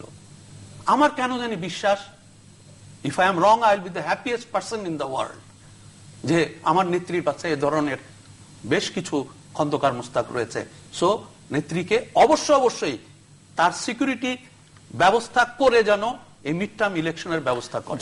আচ্ছা, গোলাম আল্লাহ রনি, অনেকগুলো প্রশ্ন বাংলাদেশের অভ্যন্তরীণ রাজনীতি নিয়ে যখন আমরা কথা বলি, এই প্রথমবারের মতো সম্ভবত আন্তর্জাতিক রাজনীতিটাও বাংলাদেশের রাজনীতির আলোচনার মধ্যে চলে আসে। এবং বাংলাদেশের নির্বাচনকে ঘিরে আপনি একটু আগেই উল্লেখ করছিলেন যে এখানে পশ্চিমা বিশ্ব একদিকে, ভারত, চীন তারা একদিকে, তো সব মিলিয়ে কি মনে হচ্ছে যে আগামী দিনের রাজনৈতিক প্রক্রিয়ায় এর প্রভাব কি পড়তে পারে বা এখানে মেরুকরণ কি হতে পারে? আমরা দেখতে পাচ্ছি যে মার্কিন যুক্তরাষ্ট্রের অবস্থানের বিপরীতে গিয়ে চায়না এবং ভারত তো আগের থেকেই আছে, একটা অবস্থান নিয়েছে, এবং যদিও ভারত চায়নার মধ্যেও এক ধরনের টেনশন আছে, কিন্তু এই জায়গায় তারা কমন শত্রু হিসেবে মার্কিন যুক্তরাষ্ট্রকে দেখছে। আবার আমরা দেখছি যে ভারত মার্কিন যুক্তরাষ্ট্রের যে স্ট্র্যাটেজিক পার্টনারশিপ একটা এগ্রিমেন্ট তাদের আছে, তার বাইরে গিয়ে মার্কিন যুক্তরাষ্ট্র আবার খানিকটা পাকিস্তানের দিকে ঝুঁকে পড়ছে। সব মিলিয়ে যদি আপনি একটু বলেন যে বাংলাদেশকে ঘিরে, কারণ আমরা তো এখন পর্যন্ত অন্যদের বাইরে যেতে পারবো না বা একেবারে সম্পর্ক, এখন পর্যন্ত আমাদের বাংলাদেশের যে ভৌগোলিক অবস্থান এবং এটাকে নিয়ে চায়না, ভারত এবং মার্কিন যুক্তরাষ্ট্র তাদের যে সুদূর প্রসারী পরিকল্পনা, এবং এটা যেভাবে বিদেশি পত্রপত্রিকায়, ফেসবুক থেকে শুরু করে বিভিন্ন জায়গাতে ইন্টারনেটে ছড়িয়ে পড়ছে, তা দেখে আমি রীতিমতো ভীত সন্ত্রস্ত। আপনি মনে করেন যে আমাদের দেশে যে 10 ট্রাক অস্ত্র ধরা পড়লো, এই 10 ট্রাক অস্ত্র চীন দেশ থেকে এসেছিল। বাংলাদেশের ভূখণ্ড ব্যবহার করে এই অস্ত্র যাচ্ছিল ভারতের উলফাদের কাছে, ওখানে তারা বিচ্ছিন্নতাবাদী আন্দোলন করছিল, এবং চীন এই বিষয়টা সমর্থন দিচ্ছিল খুব স্ট্রংলি, যে যদি এখানে অর্থাৎ উলফাদের নেতৃত্বে কয়েকটি ভারতীয় 7 সিস্টারগুলো আলাদা হয়ে যায়, তা আলাদা হয়ে গেলে সেক্ষেত্রে তারা যে তিব্বত নিয়ে তাদের সাথে যে দীর্ঘদিনের গন্ডগোল, তারা অটোমেটিক্যালি তিব্বতটা পেয়ে যাবে। আচ্ছা, তো এই কাজে কিন্তু বাংলাদেশের ভূখণ্ড যেহেতু ব্যবহৃত হয়েছে, আপনি ধরে নিন যে তৎকালীন রাষ্ট্র ক্ষমতায় যারা ছিল তারা পলিটিক্যালি এই জিনিসটা করেছে কিংবা সাপোর্ট করেছে। আজ স্বরাষ্ট্রমন্ত্রী বলেন বা তৎকালীন শিল্পমন্ত্রী বলেন, তারা আছে, কিন্তু তারা থাকা মানে কি, সেখানে ব্যক্তিগতভাবে তো এখানে ব্যবহার করে নাই, তাদের একটা স্টেট পলিসি অনুযায়ী কাজটা করেছে। তো এইটা আবার বর্তমান সরকার এসে সেই মামলাটা চালু করে একটা দারুণ বিচার করছে এবং তাদেরকে শাস্তির আওতায় এনেছে। এনে যে উলফাদের যে প্রধান অনুপ চেটিয়া, তাকে অ্যারেস্ট করে ভারতের কাছে দিয়ে দেওয়া হচ্ছে। এখন যে উলফা 10 ট্রাক অস্ত্র হ্যান্ডেল করতো, তাহলে ধরে নেন তাদেরকে এরকম 1000 ট্রাক অস্ত্র তাদের কাছে আছে, অ্যাডজেলকে সেখানে আছে। তো যখন এই উলফারা কি করবে, তাদের যে টোটাল মিলিটারিটা আছে অর্থাৎ মিলিশিয়ারা আছে, সেই মিলিশিয়ারা তারা করবে কি, সীমান্ত পাড়ি দিয়ে তারা এই আওয়ামী লীগ সরকার এবং বাংলাদেশের জন্য একটা হুমকি শুরু হয়ে যাবে। এখানে যেখানে ভারতীয় আর্মি তাদের সাথে পারে নাই, সেখানে আমরা কি করে তাদের সঙ্গে পারতে যাবো? আমরা আমাদের পার্বত্য চট্টগ্রামে হাজার খানিক গেরিলা বাহিনীর কারণে আমরা পুরো একটা ব্রিগেড, মানে নর্মালি একটা ব্রিগেডের যে ক্ষমতা সৈন্যবাহিনী থাকে তার চেয়ে 4 গুণ বড় একটা ব্রিগেড আমরা টোটাল পার্বত্য চট্টগ্রামে রেখে 15-20 বছর যুদ্ধ করে কিন্তু আমরা কিছু করতে পারি না। আমরা শান্তি চুক্তি করেছি তাদের কাছে, তাদের সদস্য সংখ্যা ছিল মাত্র 1000 খানিক যখন অস্ত্র দিয়েছে, হ্যাঁ আসেনি। তো এখন এই উলফাদের সাথে যে আমাদের একটা সংঘর্ষ, যেখানে চীন সরাসরি তাদেরকে সেখানে ইন্টারফারেন্স করছে, গেল 1। 2 নম্বর হলো যে ভারতের সাথে যে মার্কিন যুক্তরাষ্ট্রের যে কৌশলগত পার্টনারশিপ, সেই কৌশলগত পার্টনারশিপটা হয়েছিল সাময়িক, এবং সেটা হয়েছিল আফগান যুদ্ধের প্রেক্ষাপটে। আফগান যুদ্ধে হঠাৎ করে তালেবানরা তারা আমেরিকার সৃষ্টি এবং পাকিস্তানের সৃষ্টি, ওটা নিয়ে যখন পারভেজ মোশাররফ ডিসএগ্রি করলো, তখনই তারা কৌশলগতভাবে রাতারাতি ভারতের সাথে একটা চুক্তি করলো, এবং তখনই যারা বিশ্লেষক তারা সবাই বলেছিল যে এই চুক্তি থাকবে না, এবং এই চুক্তি এখন যে তাদের সেই চুক্তি নেই, এটা প্রমাণিত যে দেবযানীর যে ঘটনাটা, এবং এটা নিয়ে যে এখন টানাপোড়েন চলছে ভারতের সাথে মার্কিন যুক্তরাষ্ট্রের সাথে, সেটা এখন মার্কিন যুক্তরাষ্ট্র সেটা হচ্ছে কি প্রথম দিকেই কিন্তু তারা টানাপোড়েনটা খুবই নিম্নমানের, এবং মার্কিন যুক্তরাষ্ট্র আপনার মনে আছে জিলু ভাই যে 1998 সালে বিএনপি সরকারের আমলে জাস্ট 1/11 মানে ওদের যে 9/11 এর পরে তারা বাংলাদেশের একটা দ্বীপ চেয়েছিল। সেই দ্বীপটা হলো যে আপনার সেন্ট মার্টিন দ্বীপটা তারা চেয়েছিল যে এখানে তারা একটা সিকিউরিটি পয়েন্ট করবে। ওই দাবি থেকে কিন্তু তারা এখনো সরেনি। তারা সেই জিনিস, অর্থাৎ তারা যদি দেখে যে এইরকম বাংলাদেশের যে প্রশান্ত মহাসাগরীয় পরে ভারত মহাসাগরের মধ্যে আমাদের বঙ্গোপসাগরের এই জায়গাটা যদি তারা হালকা মাঝারি পাল্লার ক্ষেপণাস্ত্র বসাতে পারে, তারা কোরীয় উপদ্বীপ থেকে শুরু করে পুরো চায়নাকে একটা বেল্টের মধ্যে তারা নিয়ে আসতে পারে। তো এই জায়গাতে মার্কিন যুক্তরাষ্ট্র কিন্তু বাংলাদেশের যে জায়গাটাকে সামরিক দিক থেকে তারা অত্যন্ত কৌশলগতভাবে অত্যন্ত স্ট্রং একটা জায়গা মনে করতেছে। ভারতের সাথে তাদের বাণিজ্যিক সম্পর্ক হতে পারে, নট মিলিটারি রিলেশনশিপ। তো সেইটা তারা বাংলাদেশের টার্গেট করে আছে। আবার ওই একই দ্বীপটা by hook or by crook China নিতে চাচ্ছে, এবং চায়না এখানে ডিপ সি পোর্ট করার নামে তারা কিন্তু 90% ক্ষেত্রে এখানে এগিয়ে গেছে কৌশলগত দিক থেকে। এবং ভারতের তো প্রচন্ড অসন্তোষ। তো এখন দেখেন ভারতের এই অসন্তোষ, চায়নার এই আগ্রাসী ভূমিকা এবং মার্কিন যুক্তরাষ্ট্রের সেই ইন্টারেস্ট, তার মধ্যে উলফাদের পরে এই যে বিএনপির এই টার্নওভার, এবং তার সাথে সাথে পশ্চিমা বিশ্ব অর্থাৎ আপনার ইইউ এবং তাদের সঙ্গে সহযোগী তাদের দীর্ঘদিনের মার্কিন যুক্তরাষ্ট্র এবং কানাডা যে এই বিএনপিকে নিয়ে যে খেলাটা খেলছে বা বিএনপিকে যে সাপোর্ট দিচ্ছে, আমরা ধরে নিচ্ছি বিএনপি সাপোর্ট দিচ্ছে, মার্কিন প্রভাবাধীন জাতিসংঘ, আমরা এটাও আছে, ওয়ার্ল্ড ব্যাংক, তার সঙ্গে সঙ্গে আপনার মধ্যপ্রাচ্য। আপনি কেন ইমাজিন আর যদি খালি এক সপ্তাহ খালি ধরপাকড় শুরু হয়ে যায় মানে সৌদি আরবে, এটা মার্কিন যুক্তরাষ্ট্র একটা ইঙ্গিত দিলে হয়ে যায়। কিংবা ধরুন তারা জাতিসংঘের যে শান্তিরক্ষী বাহিনী থেকে একটা ছোট দ্ব্যর্থবোধক চিঠি আসলো বাংলাদেশে এবং মিলিটারি হেডকোয়ার্টারে যদি এরকম একটা চিঠি আসে, ওটার মানে উত্তেজনা আমরা সামাল দিতে পারবো না। কিংবা ধরুন সীমান্তে যে উলফারা যদি ছোট্টখাটো একটা দুর্ঘটনা ঘটে, আমরা সামাল দিতে পারবো না। ফলে আমরা এই বিষয়গুলো নিয়ে হ্যান্ডেলিং করতে গিয়ে যদি দক্ষতার পরিচয় দিতে না পারি, ধী শক্তি ব্যবহার করতে না পারি, প্রজ্ঞা ব্যবহৃত করতে না পারি, আমরা যদি শিশুর মতো কখনো লাফালাফি করি, কখনো যদি বলি যে মার্কিন যুক্তরাষ্ট্রের হেড অফিস আমাদের ঠিক আছে, আমাদের এখানে যে লোকাল অফিস এর সাথে আমার একটু গন্ডগোল আছে ব্রাঞ্চ ম্যানেজারের সাথে, তো ব্রাঞ্চ ম্যানেজারটা আমরা ট্রান্সফার করে দেবো, বারাক ওবামাকে বলে ব্রাঞ্চ ম্যানেজারকে ট্রান্সফার করে দেবো। এই সমস্ত শিশুদেরকে মাননীয় প্রধানমন্ত্রীর উচিত যে ওই দিন 1 ঘন্টার নোটিশে ওরা যেন গণভবনে ঢুকতে না পারে। আপনি বলছেন যে এই আন্দোলনের নামে বা সহিংসতার নামে আন্দোলনের নামে সহিংসতা, এটা বন্ধ হলে এক ধরনের আগ্নেয়গিরির উপরই আছে বাংলাদেশ সঙ্গত কারণে। অর্থাৎ এজ এ হোল এখানে আমরা মানে বরং ওই এই যে রাজনৈতিক যখন অস্থিরতা থাকে তখন অন্যান্য অস্থিরতাগুলো চাপা পড়ে যায়। আপনি একটা জিনিস দেখবেন যে একটা ঘর, আমার হাতে সময়ও নেই, থাকলে হয়তো আমরা ইকোনমিক ক্রাইসিস নিয়ে আজকে আলাপ করতে। আপনার একটা ঘরে যখন উনি ইঞ্জিনিয়ার, আমি আপনার কাছে মাপ চেয়ে নিচ্ছি, একটা ঘরের মধ্যে অটোমেটিক ভাবে কিছু গ্যাস উৎপন্ন হয় যে কোনো একটা বদ্ধ জায়গাতে। শেষ করে দিচ্ছি।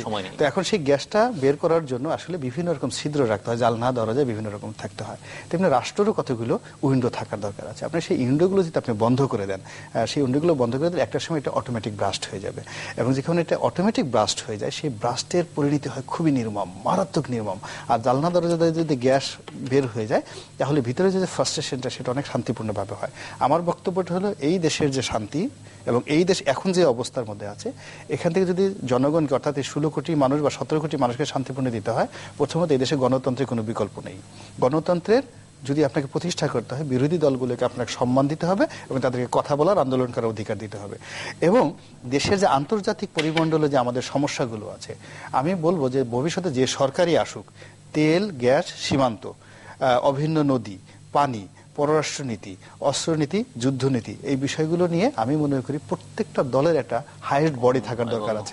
হ্যাঁ, হোমওয়ার্ক করার দরকার আছে, এবং প্রত্যেকটা রাজনৈতিক দল যাতে এক টেবিলে বসে এই 10টা বিষয়ে আলোচনা করতে পারে সেরকম একটা উইন্ডো থাকা উচিত। ভবিষ্যতে আরো শুনবো আপনার কথা। আমি মুবাশশির হোসেন, আমরা শেষের দিকে একবারে 1 মিনিট সময় পারলে 30 সেকেন্ড। না, আমি 30 সেকেন্ডে বলবো যে আমি মনে করি এই মুহূর্তে আওয়ামী লীগকে তার